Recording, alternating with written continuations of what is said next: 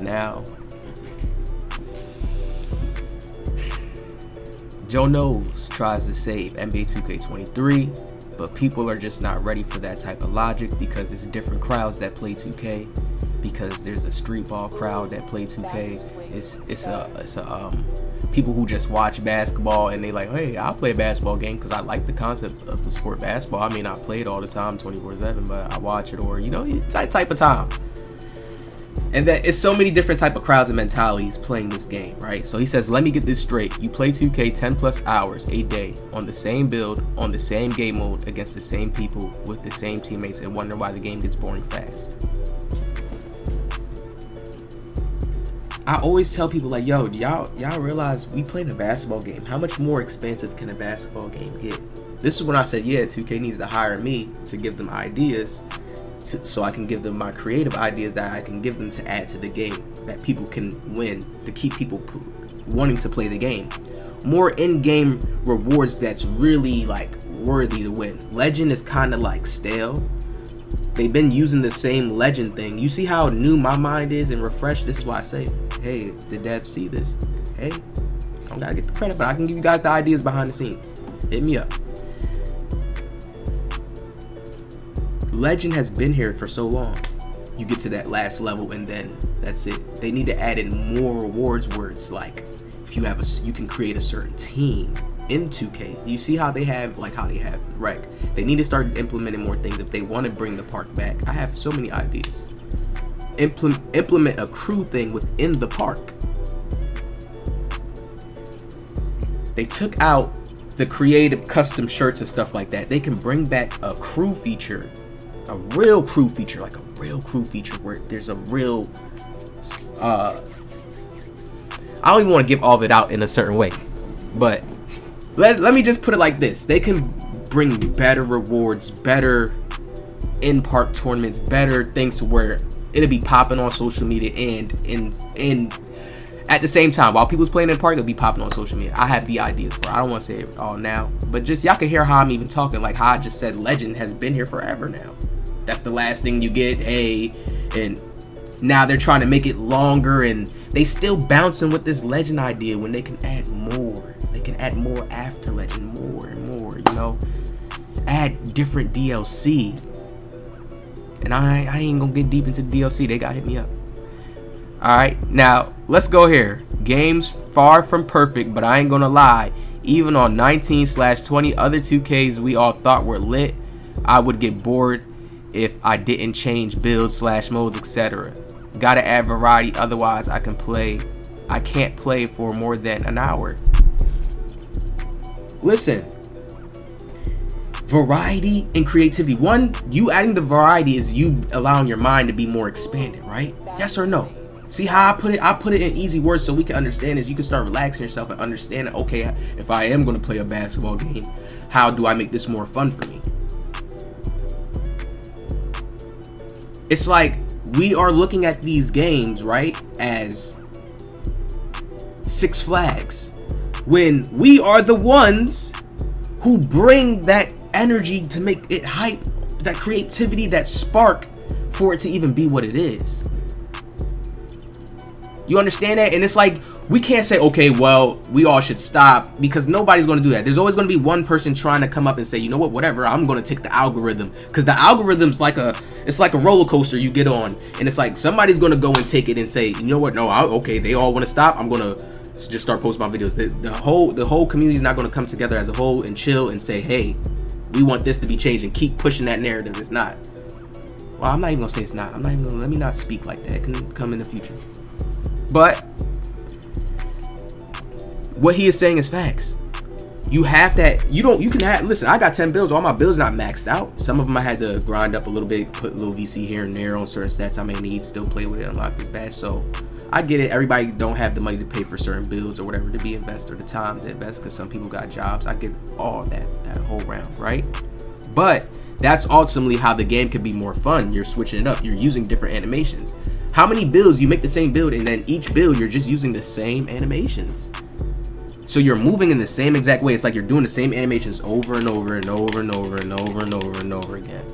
Sometimes you play out in a different plays I play. It's like, And then I told people your mind has to even get even more creative. Like I told people, like I always give my honest opinion. I'm gonna go through it real quick here, but I say as a content creator, it's more like you're on a storyline. It's like a storyline when you're even getting into 2K, making a new build, wanting to show the new build to your fans, to your people, to your loyals, to whoever, however you want to view it, whatever word you want to use that fits. But that's a good feeling. It's a different type of experience when you're even playing the game at that point. It's no longer you're just playing the game. That's different realms. We got to separate it. So I understood that guy when he commented Joe Knows and said, hey, it's crazy that you're a bigger YouTuber and you're in a position. Yeah, you're in a position to do that. Yes, he worked for that position though. So we can't throw rocks at him. Oh, you're in that position, whatever the case is. It's just when you're in that position, yes, overall, it's going to make it more fun. It's going to make it more interesting. It's going to make it more of a drive to get on to play. It's going to make it more you paying attention to things that actually changed in the game. You caring about it more in your heart to say, you know what? Hey, I'm getting nice at this and I'm actually enjoying it now. That's a whole different, that's a process as people go through. Some people that get on this game, they say they felt like they were shooting a medicine ball. Oh my God. I get what they mean by the medicine ball though. They said they felt like they were shooting a medicine ball. I was like, oh snap. That's the people that's trying to shoot too fast like it's 22 and they used to give us those easy little green windows. See, I'm so real and balanced and like I won't just be all in my ego with 2K. I can go back and be like, yeah, 2K22 greens was easy. Like it was. Like when you just get the little window you can stop and peek. Now it's you feel the movements now. You really gotta be on point now. And we can agree to say that. You know, but some people just don't. It's just game's trash. They think it's no skill gap. Listen, the dunking is extreme. That's the only thing that's not skill gap to me right now. The rim running. They got once they patch that up a little bit and force players to start take that fade, take that little step back, take that little dribble between the legs, have more of a bag. Then I feel like yeah, that's when 2K's this one is gonna be real clean and nice, right? Pro-Am, whole new world. Yeah, Pro-Am is a whole new world. Yeah, for real. But I keep trying to say there's the ISO players side of the community. When you think about the Hank Tanks, I Run You, Steezos, all those just type of players, right? Duke Dennis, the park community. When you think of the park community is really like ISO playstyle. The little Steezo turnaround, the little just the style of movement and how you play. When you're watching wagers, how has wagers been looking right now?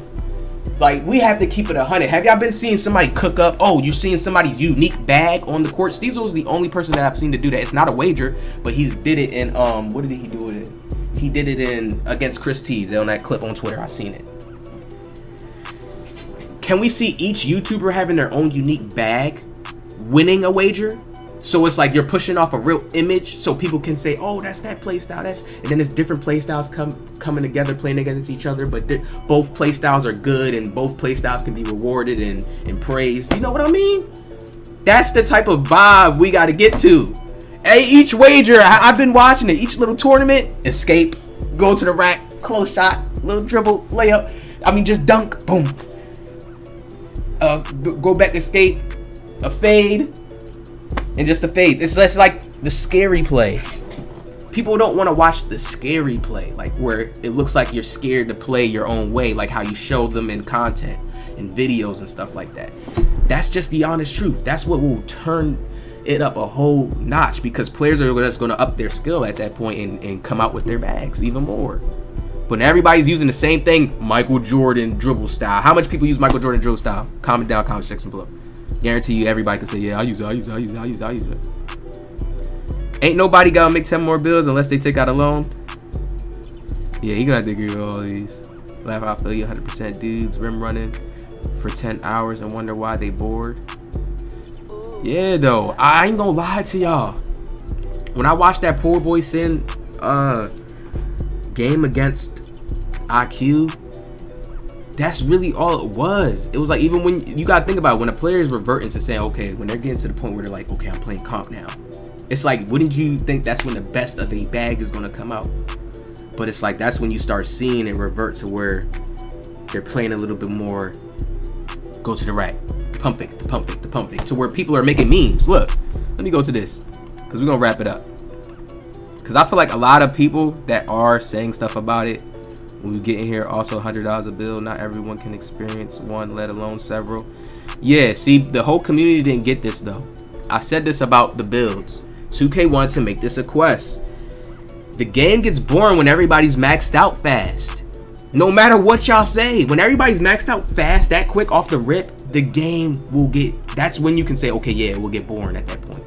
So they want everybody to be on a slow leveling up. Yes, make the VC cost more, slow little leveling up process. Just so their game can have a more lasting effect. Because there are going to be other players who are not worried about it as much as players who are.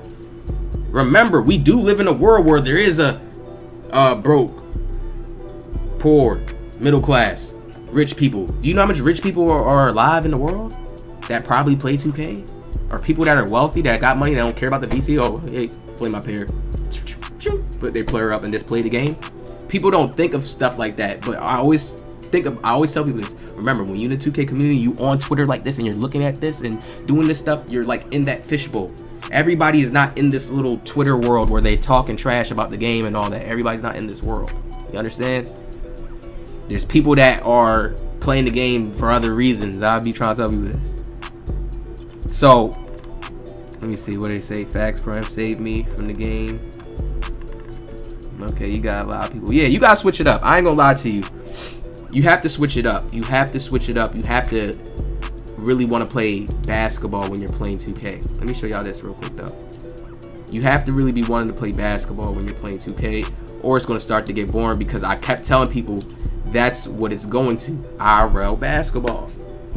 Look how they changed the mechanics. They brought the E-League. When they brought the E-League was when everybody should have started getting on that little super panic mode and wanting to change up everything at that point. That's when they started bringing the E-League. I told everybody this way back in time, but it's like I've never been around up enough in the community to be able to reach everybody at one point in time, like at the same time, which is crazy. I should be able to, but it's crazy.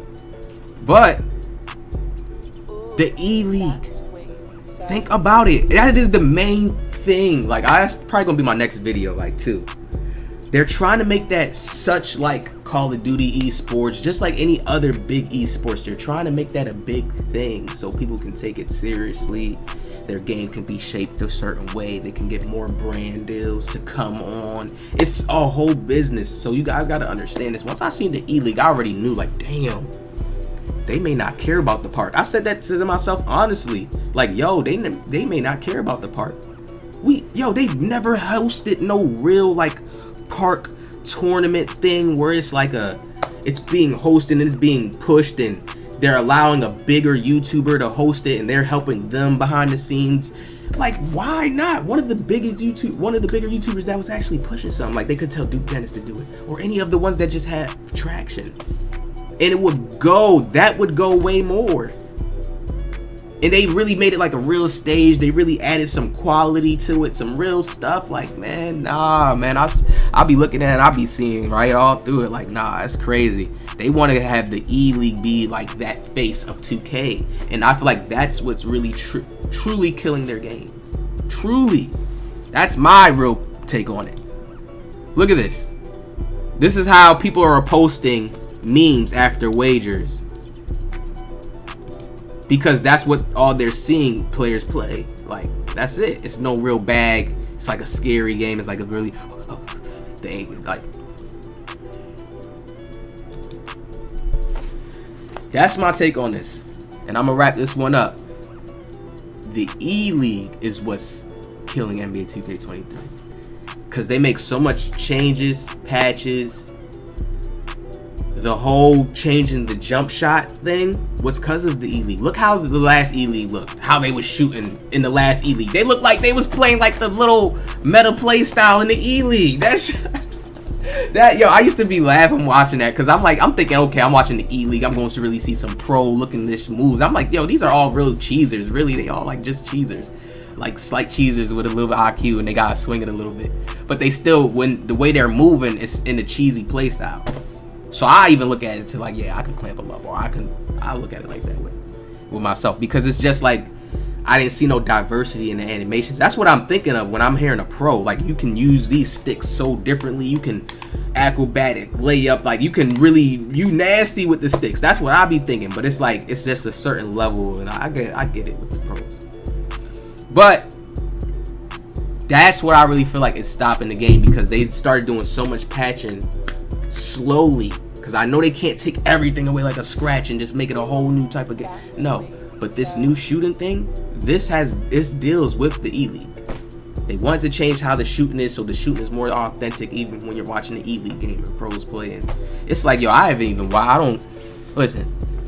even know about people who watch League. I don't hear people tell me they watch a lot of League games. I feel like they need to start doing more things with the park, man. So y'all let me know what y'all think in the comment section below. Y'all hit that like. I'll see y'all in the next one.